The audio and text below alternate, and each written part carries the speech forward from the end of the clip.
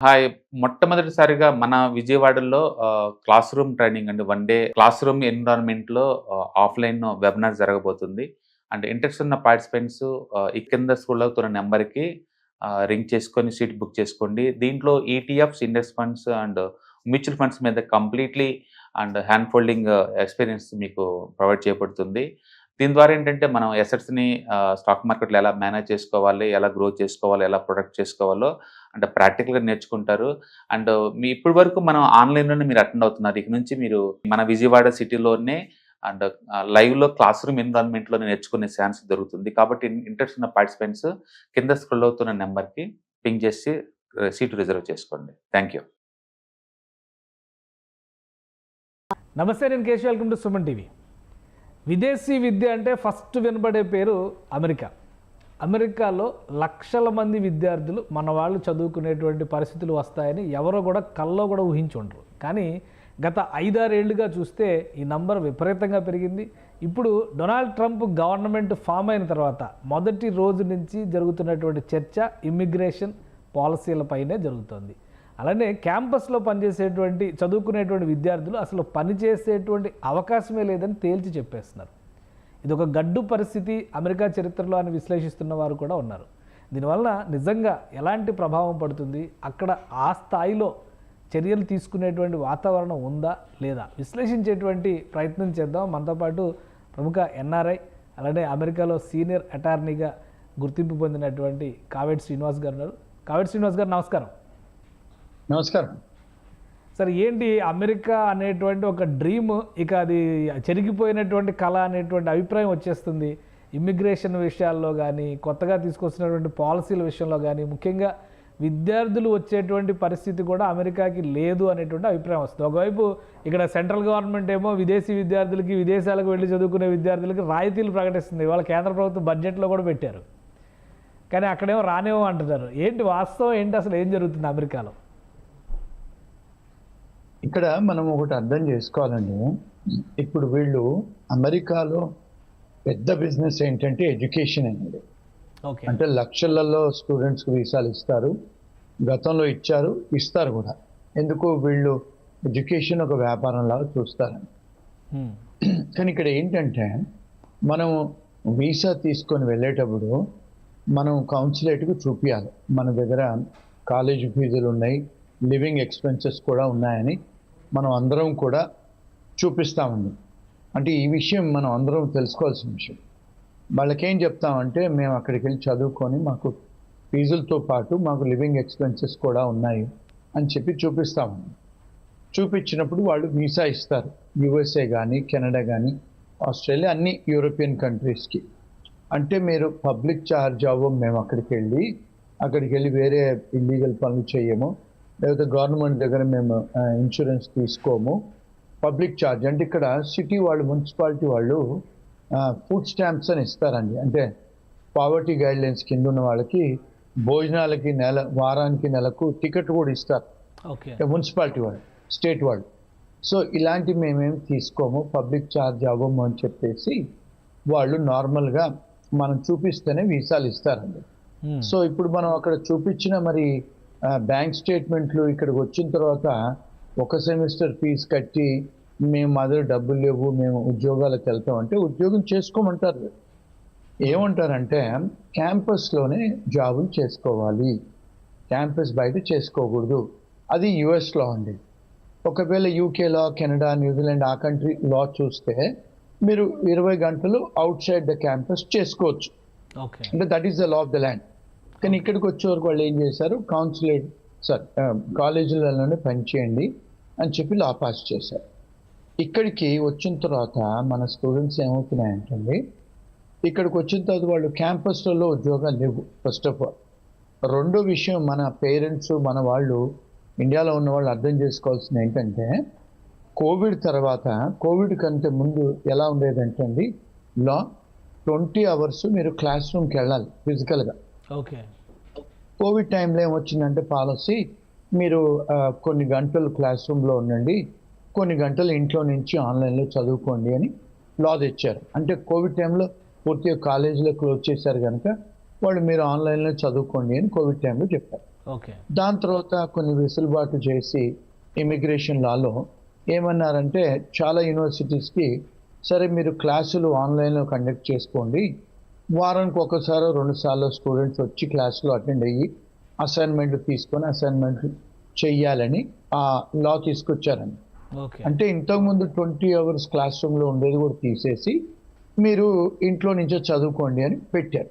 Okay. పెడితే ఏమైంది, ఇక్కడ అన్ని కాలేజీలో ఇక్కడ ఒకటి అర్థం చేసుకోవాల్సింది ఏంటంటే అండి, ఇక్కడ గవర్నమెంట్ మన దగ్గర ఎట్లయితే యూనివర్సిటీస్ ఉంటాయో, ఆంధ్ర యూనివర్సిటీ, నాగార్జున, ఉస్మాన్, ఇవి స్టేట్ యూనివర్సిటీస్ మనకు. అవును. అమెరికాలో కూడా స్టేట్ యూనివర్సిటీస్ ఉంటాయండి. అమెరికాలో స్టేట్ యూనివర్సిటీస్ ఉంటాయి, మున్సిపాలిటీ వాళ్ళు కూడా కాలేజీలు నడిపిస్తారు, ప్రైవేట్ యూనివర్సిటీస్ కూడా ఉంటాయండి. ఓకే. ఇప్పుడు మన దగ్గర కూడా ప్రైవేట్ యూనివర్సిటీ యాక్ట్ వచ్చేసింది కదండి, చాలా ప్రైవేట్ యూనివర్సిటీస్ ఇండియాలో కూడా వచ్చేసాయి.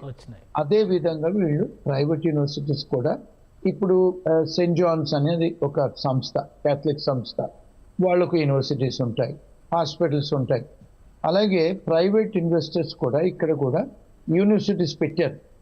సో యూనివర్సిటీస్ పెడితే వాళ్ళందరికీ కూడా ఇమిగ్రేషన్ వాళ్ళు పర్మిషన్ ఇచ్చారు, మీరు స్టూడెంట్స్ని తీసుకొని రావచ్చు అని. మరి ఇప్పుడు ప్రైవేట్ యూనివర్సిటీస్ బోల్డ్ అని వచ్చాయి, వాళ్ళందరూ సర్వైవ్ కావాలి కదా. సరే ఇప్పుడు అందరూ ఆన్లైన్లో క్లాసులు చదువుకోండి అని చెప్పారు. సో వీళ్ళు ఇప్పుడు ఫర్ ఎగ్జాంపుల్ న్యూయార్క్లో కాలేజ్ ఉంటే స్టూడెంట్ ఎక్కడో కాలిఫోర్నియాలో ఉంటారు. మరి మనం హైదరాబాద్లో కాలేజ్ ఉంటే మనం కాశ్మీర్లో ఉండి చదువుకోవచ్చా? హైదరాబాద్లోనే ఉండాలి కదా. మరి మన వాళ్ళు ఉండరు అలాగా, ఎక్కడెక్కడో ఉండి గ్యాస్ స్టేషన్లలో, రెస్టారెంట్లో పనిచేస్తుంటారు. సో ఇక్కడ అంటే ఇక్కడ లోకల్ అమెరికన్స్ వాళ్ళ భావం, వాళ్ళ ఫీలింగ్స్ ఏమొచ్చాయంటే, ఈ స్టూడెంట్స్ వచ్చారు, వచ్చి ఇక్కడ నార్మల్గా ప్రివేలింగ్ వేజ్ గంటకు $15,000 అండి. ఇప్పుడు మన దగ్గర కూడా ఇండియాలో కూడా prevailing wage act, minimum wage act అనేది మన దగ్గర ఉంది లేబర్ లాస్లో. వీళ్ళకు కూడా ప్రతి సంవత్సరం వాళ్ళు పెంచుతారు. ఈ సంవత్సరం లేబర్ డిపార్ట్మెంట్ ఏముంది, ఫెడరల్ లేబర్ అంటే $15 గంటకండి. సో వాళ్ళు ఎవరు పని చేసినా 15 ఇవ్వాలి. సో మన వాళ్ళు ఏం చేస్తున్నారు అంటే స్టూడెంట్స్ వచ్చి వాళ్ళు అనుకునేది ఈ రెస్టారెంట్లలో, గ్యాస్ స్టేషన్లలో వీళ్ళు కాలేజీలో చదువుకోవాల్సింది పోయి కాలేజీలలో జాబులు చేయాల్సింది పోయి బయట చేస్తున్నారు, ఈ ఉద్యోగాలు మాకు వచ్చే ఉద్యోగాలు పోతున్నాయి అనేది ఒక మూమెంటు, ఒక ఫీలింగ్ అనేది వచ్చింది, లోకల్ ఫీలింగ్. ఇప్పుడు ఎలాగైతే మన కేసీఆర్ గారు తెలంగాణ తీసుకురావడానికి ఆంధ్ర వాళ్ళు పోవాలి, ఆంధ్ర వాళ్ళు ఇది చేశారని ఎలాంటి నినాదం తెచ్చి పొలిటికల్గా సెంటిమెంట్ లేబట్టేసి చేసుకున్నాడు తెలంగాణని టీఆర్ఎస్ పార్టీ వాళ్ళు, అదే విధంగా ఇప్పుడు ట్రంప్ గారు కూడా మనకు Americans first, America manufacturing first అని ఒక నినాదంతో తీసుకొచ్చి రాజకీయాల్లో గెలిచారు. ఇప్పుడు థంపింగ్ మెజారిటీతో గెలిచారు వాళ్ళు, 2 హౌజ్లలో వాళ్ళ మెజారిటీ ఉందండి. సో ఇప్పుడు మరి అమెరికన్స్ కోసం తెచ్చాడు కదా, మన అమెరికన్స్కు ముందు జాబులు రావాలి అని. సో దానివల్ల ఏం చేశాడంటే అదొక రీజన్.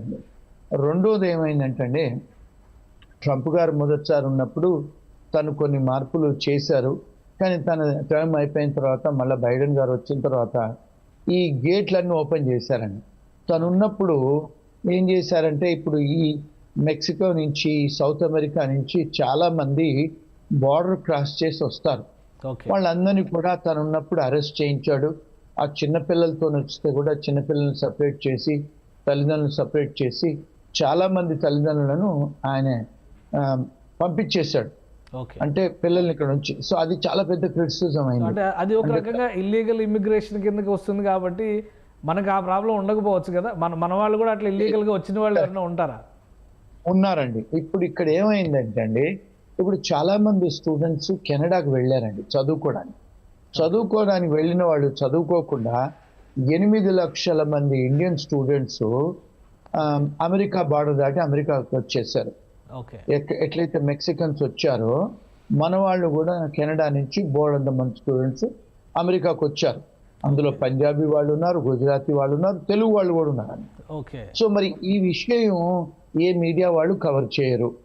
ఇక్కడ పేరెంట్స్ ఏం చేస్తారు, మన స్టూడెంట్స్ అన్ని అరెస్ట్ చేసి పంపించేస్తున్నారు. కానీ ఇంతవరకు మన స్టూడెంట్స్ని ఎక్కడికి వెళ్ళి వాళ్లకు హత్కడీలేసి, కాళ్లకు బీడీలేసి వాళ్ళని మిలిటరీ విమానాల్లో పంపించిన దాఖలాలు ఇవ్వండి. కానీ మీడియాలో ఎందుకంటే 8 లక్షల మంది బార్డర్ దాటేంత బలహీనంగా అమెరికన్ సెక్యూరిటీ సిస్టమ్ ఉందా? ఎందుకంటే ప్రపంచంలో బెస్ట్ అని చెప్పి అంటారు కదా. 8 లక్షల మంది ఇల్లీగల్గా వాళ్ళ కళ్ళు కప్పి ఆ దేశంలో చొరబడేటువంటి పరిస్థితులు ఉన్నాయా? కళ్ళు కప్పి రాలేదండి, వాళ్ళు బార్డర్స్ ఓపెన్ చేశారు. ఓకే, అంటే బైడెన్ గారు ఏం చేశారంటే బార్డర్ ఆయన హయాంలో ఓపెన్ చేశాడు. అక్కడే ఓపెన్ చేసి ఎంత ఓపెన్గా చేశాడంటే ఎవరైతే ఆ కంట్రీ లోపలికి బార్డర్ గార్డ్ లోపలికి వస్తారో వాళ్లకు భోజనాలు పెట్టారు, వాళ్లకు విమానాలు ఇచ్చి న్యూయార్క్ సిటీ లాంటి సిటీలకు పంపించారు, కాలిఫోర్నియా షికాగోలకు అన్ని శాంక్చురీ సిటీస్కు పంపించారు. పంపిస్తే ఇప్పుడు వాళ్ళకి ఇక్కడ న్యూయార్క్ లాంటి సిటీలలో, షికాగోలో, కాలిఫోర్నియాలో 5 స్టార్ హోటల్ అకామిడేషన్ ఇచ్చి పెట్టారండి. వాళ్ళు పెద్ద పెద్ద హోటళ్లలో వాళ్ళని పెట్టారు. పెట్టి వాళ్ళకు భోజనాలు ఇచ్చి, ఫుడ్ స్టాంప్స్ ఇచ్చి, లీగల్గా వాళ్ళకి ఎంత సలహాలు చేయాలో, వాళ్ళకు అసైలం అప్లికేషన్ పెట్టాలో అన్నీ చేశారు ఆయన బైడెన్ గారి అడ్మినిస్ట్రేషన్లో. అంటే ఓపెన్ బార్డర్ పాలసీ అని పెట్టారు. దానివల్ల ఇక్కడ ఏమైందంటే మన వాళ్ళు క్రిమినల్స్ కాదండి, కాకపోతే ఇప్పుడు ఈ సౌత్ అమెరికా నుంచి డ్రగ్ కార్టల్స్ ఉంటాయి. ఇప్పుడు కొలంబియా కానీ, వెనజువేలా కానీ, ఇక్కడ ఉన్న పక్క ఈక్వెడోర్ దేశాలలో చాలా మంది క్రిమినల్స్ అక్కడ క్రైమ్ జరిగితే వాళ్ళందరూ కాన్విక్ట్స్ ఏం చేశారు, బార్డర్ క్రాస్ చేసి ఇక్కడికి వచ్చారండి. వాళ్ళతో పాటు భార్య పిల్లలందరూ వచ్చారు. వచ్చి ఇప్పుడు ఇక్కడ లక్షల మంది వాళ్ళు ఉన్నారు ఇక్కడ. అంటే సౌత్ అమెరికన్స్, స్పానిష్ వాళ్ళ మీద వారెంట్స్ అయ్యి, కేసులు అయ్యి, ఇక్కడ డిప్యూటేషన్ ఆర్డర్ అయిన వాళ్ళు వీళ్ళని తీసుకుపోయి బయటపడేసేది లేదు. ఎప్పుడైతే ఒబామా గారు ఉన్నారో అప్పుడు చాలా మందిని డిపోర్ట్ చేశారు. ఈయనప్పుడు డిపోర్టేషన్ తగ్గిపోయింది. వాళ్ళందరినీ పట్టుకొని పంపిస్తున్నారు ఫస్ట్ తన పాలసీ. సో అంటే ఇక్కడ ఎక్కువగా మన వాళ్ళు ఆందోళన చెందుతుంది ఏంటంటే ఇక మీదట అమెరికా రావాలన్న విద్యార్థులు ముఖ్యంగా, మిగతా వాళ్ళందరినీ పక్కన పెడితే మేజర్ ప్రాబ్లం ఏంటంటే ఎడ్యుకేషన్ కోసం అమెరికా రావాలంటే ఇక అది చాలా కష్టమైనటువంటిది, అమెరికా వెళ్ళకపోవడమే బెటర్, అక్కడికి వెళ్తే చాలా కష్టాలు పడే పరిస్థితి ఉంది అనేటువంటి అభిప్రాయాలు వస్తున్నాయి. నిజంగా అటువంటి ప్రాబ్లమ్స్ ఉన్నాయా, లేదా ఇలా కేవలం ఇల్లీగల్గా వచ్చిన వాళ్ళు పడుతున్నటువంటి ఇబ్బందులే ఎక్కువ మీడియాలో ప్రొజెక్ట్ అవుతున్నాయా? ఇప్పుడు ఇక్కడ 2 prong టెస్ట్ అండి. ఇప్పుడు ఫస్ట్ అమెరికా రావాలనుకుంటే వాళ్ళు స్టూడెంట్ వీసాలు ఇస్తారు. కాకపోతే ట్రంప్ గారు వచ్చిన తర్వాత కొంత ఎన్ఫోర్స్మెంట్ బాగా గట్టిగా జరుగుతుంది. అంటే ఏంటి, ఇప్పుడు ఫర్ ఎగ్జాంపుల్ మనం దొంగ బ్యాంక్ సర్టిఫికేట్లు పట్టుకొని వెళ్తాము, దొంగ కాలేజ్ డిగ్రీలు పట్టుకొని వెళ్తాము, లేకపోతే మీ దగ్గర డబ్బు ఉండదు బ్యాంక్ అకౌంట్లో, మీరు ఇక్కడ యూఎస్కి వస్తారు, బార్డర్లో మిమ్మల్ని చెక్ చేస్తారు. కొన్నిసార్లు మన వాళ్ళు అక్కడ వీసా రాగానే ఇక్కడ ఫ్రెండ్స్ దగ్గర నాకు ఉద్యోగం చూడు బాబాయ్ అన్నయ్య అని చెప్పి టెక్స్ట్ మెసేజ్లు పెడతారు, ఈ ఫేస్బుక్లోకి వెళ్ళి గెలుపుతారు. ఇవన్నీ కూడా మన ఫోన్లలో ఉంటాయండి. వాళ్ళు బార్డర్లో వచ్చినప్పుడు ఇవన్నీ చెక్ చేస్తున్నారు. అంటే H1 వీసా వాళ్ళనే కానీ, లేకపోతే స్టూడెంట్ వీసాలే కానీ, ఈవెన్ విజిటర్ వీసాలను కూడా చెక్ చేస్తున్నారు. ఎందుకు, తన బైడెన్ అడ్మినిస్ట్రేషన్లో టాప్ లెవెల్ ఎన్ఫోర్స్మెంట్ చెయ్యాలని తను ఎగ్జిక్యూటివ్ ఆర్డర్స్ సంతకాలు పెట్టారు. మరి రాజు ఏం చెప్తే ప్రజలు అదే చేయాలి కదండి. సో వాళ్ళు సీరియస్గా ఎన్ఫోర్స్ చేస్తున్నారు. ఆ ఎన్ఫోర్స్మెంట్లో ఎవరైతే ఇల్లీగల్గా వచ్చి ఇల్లీగల్ పనులు చేయాలో, లేకపోతే ఇక్కడికి వచ్చి కాలేజీ కాదు మేము ఉద్యోగం చేయడానికి వస్తాం అనుకున్న వాళ్ళకి డెఫినెట్గా ఇబ్బందులు ఎదుర్కొంటున్నారు. సో అది కాకుండా లీగల్గా వచ్చే వాళ్ళకు డెఫినెట్గా అమెరికాకు పెద్ద బిజినెస్ ఎడ్యుకేషనే కనుక ఎవరైతే నిజంగా చదువుకొని వాళ్ళు ఇక్కడ చదువుకొని సిపిటీలు, ఓపీటీలు ఉద్యోగాలు చెయ్యాలి లీగల్గా అనుకున్న వాళ్ళకి ఇబ్బందులు ఉండవండి. అంటే మీరు you have to follow the law. ఒకటండి, ఇప్పుడు ఈ H1B వాళ్ళు కూడా కొంతమంది డిపోర్ట్ అవుతున్నారు. ఇది చాలా మందికి, మన పేరెంట్స్కు, మన ఫ్యామిలీకి, మీడియా వాళ్ళకు తెలియని విషయం ఏమిటి అంటే ఇక్కడ 87% ఐటీ కంపెనీలు మన తెలుగు వాళ్ళు, మన ఇండియన్సే రన్ చేస్తారండి అమెరికా మొత్తంలో. ఇప్పుడు మీరు చూసుకుంటే గూగుల్ CEO ఇండియనే, మైక్రోసాఫ్ట్ CEO ఇండియనే. మరి వీళ్ళను మరి ఎందుకు చేస్తారండి? పెప్సీ ఇలాంటి పెద్ద పెద్ద కంపెనీస్కి CEOలు ఎందుకు చేస్తారు చెప్పండి ఇండియన్స్ని? అంటే మన మీద రెస్పెక్ట్ ఉండే కదా. ఇప్పుడు చూడండి, వైస్ ప్రెసిడెంట్ భార్య కూడా ఇండియనే. ఇప్పుడు మళ్ళీ FBI డైరెక్టర్గా కూడా ఇండియన్నే పెడతా అంటున్నాడు ఆయన, ఏది కీష్ పటేల్ని. మరి ఆయన ఇండియనే కదా, గుజరాతీ అతను.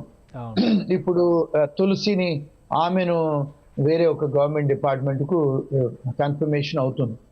మరి భారతదేశస్తులకు ఇంత ఇంపార్టెన్స్ ఇచ్చి ఆయన మినిస్ట్రీలోనే ఆయన విసులుబాటు చేస్తే ఇప్పుడు ఆయన రామన్ ఉన్నారు ఆయన వాళ్ళందరికీ కూడా ఇంపార్టెంట్ పొజిషన్స్ ఇచ్చి మరి మనకు వాళ్ళకి ఇచ్చి ఇంత పెద్ద పెద్ద కంపెనీకు సీఈఓలుగా చేస్తున్నారే తెల్లవాళ్ళని కాకుండా మన వాళ్ళ మీద రెస్పెక్ట్, మన వాళ్ళ మీద క్యాలిబరు, మన నాలెడ్జ్ ఉందనే కదా చేస్తున్నారు. మరి ఈ 87% ఐటీ కంపెనీస్ నడిపించే వాళ్ళు మొత్తం ఒక్కొక్క ఐటీ ప్రోగ్రామరు 1.5 కోటి సంపాదిస్తున్నారు కదండి H1B వచ్చిన వాళ్ళు. మరి 87% మన వాళ్ళే ఉన్నారు ఈ దేశంలో. మరి ఒకవేళ మన మీద వాళ్ళు చూపించేదంటే ఉక్కుపాదము, మనకెందుకు ఆపర్చునిటీ ఇస్తారు చెప్పండి? డాక్టర్స్ ఉన్నారు, ఐటీ కంపెనీ ఓనర్స్ ఉన్నారు, అకౌంటింగ్ ఫర్మ్స్ వస్తున్నాయి, ఇప్పుడు ఈవెన్ నర్సెస్ కూడా వస్తున్నారు మన వాళ్ళు, ఈవెన్ హోటళ్లలో కూడా పనిచేసే వాళ్ళు J1 మీద వస్తున్నారు, అందరూ వస్తున్నారు. అంటే లీగల్ గా వచ్చి పని చేసుకునే వాళ్ళకు అంత బానే ఉంది. కానీ ఎక్కడైతే శ్రీనివాస్ గారు మీరు ఏం సలహా ఇస్తారు ఇప్పుడు అమెరికా రావాలనుకుంటున్నటువంటి స్టూడెంట్స్కి, ప్లస్ అమెరికాలో ఉండి ఇబ్బంది పడుతున్నాం అనుకునేటువంటి వాళ్ళకి ఇచ్చేటువంటి సొల్యూషన్ కానీ, సలహా కానీ, పరిష్కార మార్గాలు కానీ ఏంటి? లీగల్గా రావాలండి, చదువుకోవడానికి రావాలి, ఫీజులు కట్టడానికి పరిస్థితి ఉంచుకోవాలి, కాలేజీలలో జాబులు ఎత్తుక్కోవాలి.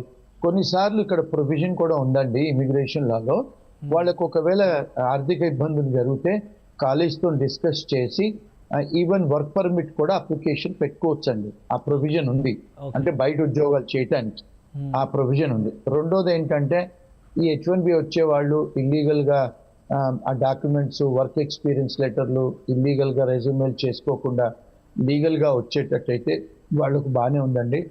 మూడోది ఏంటంటే ఇక్కడ డెఫినెట్గా అమెరికా పెద్ద దేశము, education best in the world, even IT కూడా best in the world, medicine కూడా బెస్ట్, అన్ని ఈ డెఫినెట్గా వాళ్ళు లీగల్గా చేసుకున్నారంటే రావచ్చు, వచ్చి జాగ్రత్తగా చేసుకోవచ్చు అండి. అది మూడోది ఏంటంటే నో యువర్ రైట్స్, మన అర్హతలు హక్కులు ఏంటి తెలుసుకోండి, రాకముందే ఆన్లైన్లో రీసెర్చ్ చేసుకొని రావాలండి. ఇక్కడికి వచ్చిన తర్వాత అయ్యో నాకు తెలియదు, I don't know the law అంటే ignorance of law is not excuse అండి. డెఫినెట్గా అవన్నీ జాగ్రత్తలు తీసుకొని వస్తే డెఫినెట్గా ఫ్యూచర్ ఉంది. ఎందుకంటే వీళ్ళు ఇప్పుడు ఎకానమీ కూడా పెరుగుతుంది మళ్ళా, కానీ వచ్చిన తర్వాత స్టాక్ మార్కెట్ పెరిగింది, ఇప్పుడు ఉద్యోగాలు కూడా వస్తున్నాయి. ఇప్పుడు చాలా మంది ఇల్లీగల్ వాళ్ళని తీసేస్తే లీగల్ వాళ్ళకు ఉద్యోగాలు ఉంటాయి కదండి.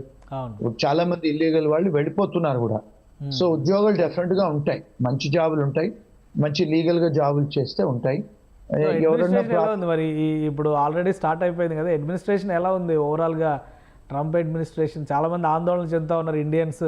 ఏదో అంటే మీరు అన్నట్టుగా ఇల్లీగల్ లీగల్ ఆ వేరియేషన్ ఎప్పుడూ ఉంటుంది, బట్ ఓవరాల్గా మనల్ని పంపించేస్తారేమో, మనకు అవకాశాలు తగ్గిపోతాయేమో అనుకునేటువంటి ఆందోళన కానీ అలాంటి పరిస్థితులు కానీ ఉన్నాయి. ఎందుకంటే చాలామంది గ్రీన్ కార్డు అప్లై చేస్తున్న వాళ్ళు రావేమో, ఇక ఎవరేమో H1B తగ్గించేస్తారేమో, ఇట్లాంటి భయాలు ఉన్నాయి. వాటి పరిస్థితి అవునండి. H1Bలో ఈ సంవత్సరము చాలా స్ట్రిక్ట్ ఎన్ఫోర్స్మెంట్ చేస్తా అంటున్నారు, ఆ పాలసీతో వచ్చింది. ఎవరైతే H1B కంపెనీ ఓనర్లు డబ్బులు తీసుకొని స్పాన్సర్ చేస్తారో లేకపోతే ఇల్లీగల్ చేస్తారో అవన్నిటికీ వాళ్ళు వచ్చి చెక్ చేస్తా అంటున్నారు. వాళ్ళ ఆఫీసులకు వచ్చి చాలా స్ట్రిక్ట్గా ఉంటుంది. సో జాగ్రత్తగా లీగల్గా చేసుకుంటే I don't see any problem అండి. రెండోది ఏంటంటే నో యువర్ రైట్స్. కొన్నిసార్లు ఎయిర్పోర్ట్లలో జాగ్రత్తగా ఆన్సర్స్ ఇవ్వాలి.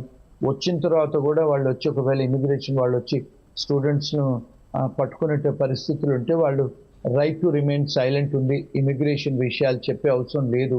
ఆ ఇమిగ్రేషన్ వాళ్ళకి మంచి లాయర్లను సంప్రదించాలి, తెలుసుకోవాలండి. అంటే if they are by the law డెఫినెట్గా ఇప్పుడు చాలాసార్లు మన స్టూడెంట్స్ ఏంటంటే డ్రింక్ అండ్ డ్రైవింగ్ చేసుకుంటూ పట్టుపడతారు.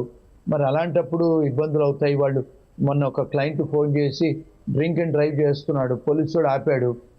ఆపితే వాడు ఈవెన్ ఇమిగ్రేషన్ స్టేటస్ అడిగాడు, స్టూడెంట్ వీసా అంటే వాడు ఎక్కడో ఇంకొక క్లయింట్ ఒక గ్యాస్ స్టేషన్లో పనిచేస్తున్నాడు, వచ్చి వాళ్ళు లిక్కర్ అమ్మితే పట్టుకున్నారు.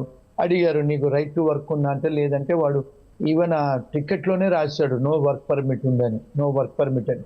ఇలాంటి అయినప్పుడు మళ్ళీ వాళ్ళు ఇమిగ్రేషన్కి తెలుపుతారు కదండి. సో ఇలాంటి చిన్న చిన్న మిస్టేక్స్ చేసుకోకుండా ఉంటే దే కెన్ బి ఓకేనండి. అంటే అంత లాలెస్నెస్ ఏం లేదు, బట్ డెఫినెట్గా ఇల్లీగల్ వాళ్ళని పట్టుకుంటున్నారు.